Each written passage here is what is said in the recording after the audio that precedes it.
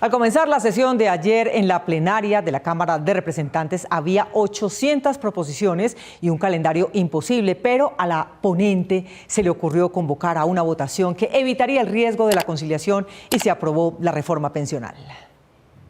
Era decidir por esta proposición o que se hundiera la reforma muy seguramente. Esa proposición radicada en último momento de la plenaria que se realizaba en la Cámara de Representantes definió el avance de la reforma pensional, que será ley de la República porque acogió el texto definitivo que había aprobado el Senado sin necesidad de conciliación. 150 impedimentos discutimos y somos solo 188 representantes a la Cámara. 3 jornadas, 16 horas que se hubieran podido dedicar al debate. 100 recusaciones que asustaron a los parlamentarios para que no pudiera avanzar el debate. 800 proposiciones a 94 artículos. Por esas maniobras, el gobierno decidió no discutir más la reforma con solo 6 artículos aprobados de los 98 que componían la iniciativa y en vista de que la legislatura finaliza el próximo 20 de junio. Que el lunes hay moción de censura, el martes hay una plenaria de la oposición. Y hemos tenido casi que una carrera de obstáculos porque hemos tenido también la resistencia y una gran oposición, que es la que defiende los fondos privados de pensiones. No es la primera vez que sucede en la historia del Congreso Nacional. ¿Era eso o nada? La plenaria proseguía atendiendo asuntos de forma hasta que llegó la proposición que cambió el rumbo del debate. ¿Cómo se les ocurre ser tan irresponsables? Y esta corporación no es unicameral, señores del Pacto Histórico.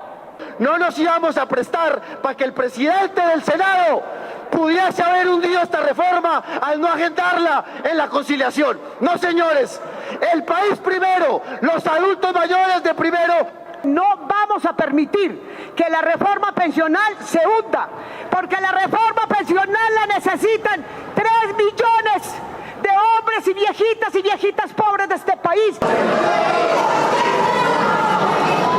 El blanco de los insultos era el representante conservador Fernando Niño, quien presidió la plenaria, pero no se inmutó hasta conocerse el resultado final de la votación de la proposición. No ha sido aprobada la proposición. La reforma pensional pasará directamente a ser sancionada por el presidente Gustavo Petro sin necesidad de conciliación.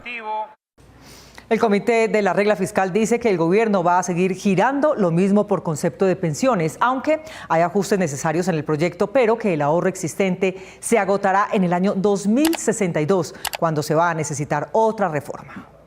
Este martes la reforma pensional tendrá su último debate en el Congreso. La discusión está como prioridad en el primer punto del orden del día y empezará con los impedimentos presentados por los representantes. La calma ante todo. La semana pasada se conoció el concepto de impacto fiscal presentado por el Ministerio de Hacienda y el análisis realizado por el Comité de la Regla Fiscal. El documento del gobierno señala que el efecto de la reforma hasta el 2070 sería de 5 billones de pesos por año y a partir de esa fecha se agotará el Fondo de Ahorro Público, que obligará al Estado a financiar el 100% de las pensiones.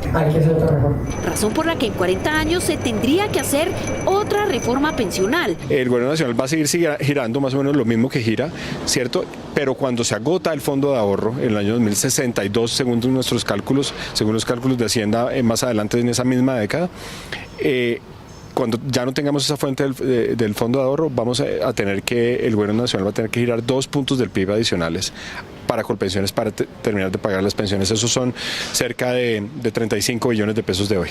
Para el corto plazo, el Comité de la Regla Fiscal estima que la reforma costará cerca de 8 billones de pesos en los primeros 10 años, mientras que el Centro de Estudios Económicos Fedesarrollo sostiene que los costos de esta iniciativa fijados a largo plazo alcanzarían los 60 puntos del PIB. Sigue siendo una reforma, por supuesto, costosa. Estamos hablando del costo del valor presente hasta el 2100, es decir, es una visión de muy largo plazo de más de 70 años, Pero bueno, es una reforma que, de nuevo ratifico, tiene elementos muy positivos. Hay que tener mucho cuidado, por supuesto, con el tema fiscal. A puertas de su último debate, el Comité de la Regla Fiscal entregó algunas sugerencias para mitigar los impactos financieros de la reforma.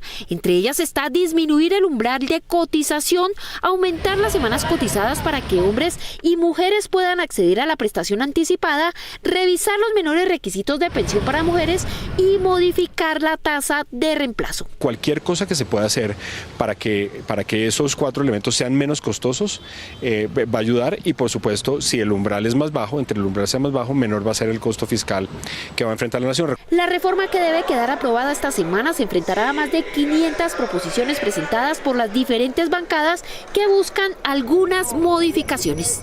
La reforma pensional está a punto de ser aprobada en el Congreso, pero también están cantadas las maniobras de la oposición para conseguir que no logre cumplir su trámite y se hunda por no terminar su trámite en esta legislatura.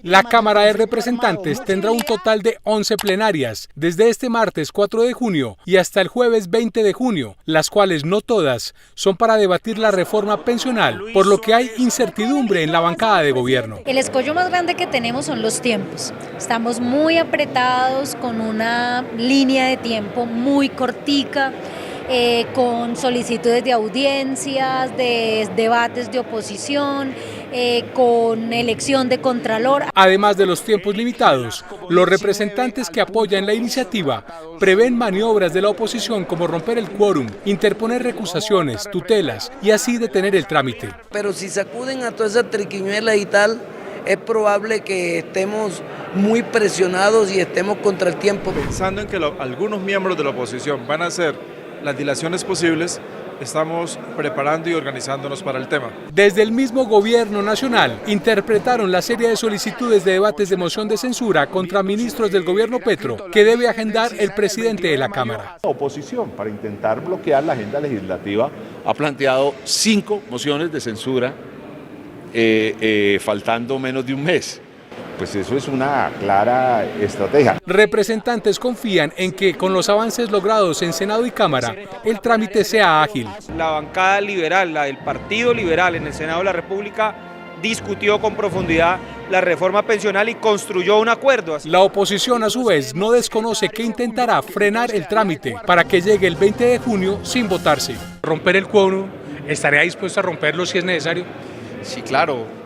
Es un tema democrático, es una herramienta que nos permite el Congreso. Utilizaremos los mecanismos legales que establezca y contenga la ley quinta, que es el reglamento de nosotros los congresistas, para que en el tiempo que ya se aproxima en la terminación de esta legislatura no pase esta reforma. Nuestro propósito es evitar que este proyecto sea aprobado por vía de votación. De momento, la reforma pensional aparece como 10º proyecto de ley de los registrados en la agenda emitida por la presidencia de la Cámara. Los representantes que la apoyan pueden solicitar que su ubicación sea más arriba y así garantizar que comience su discusión.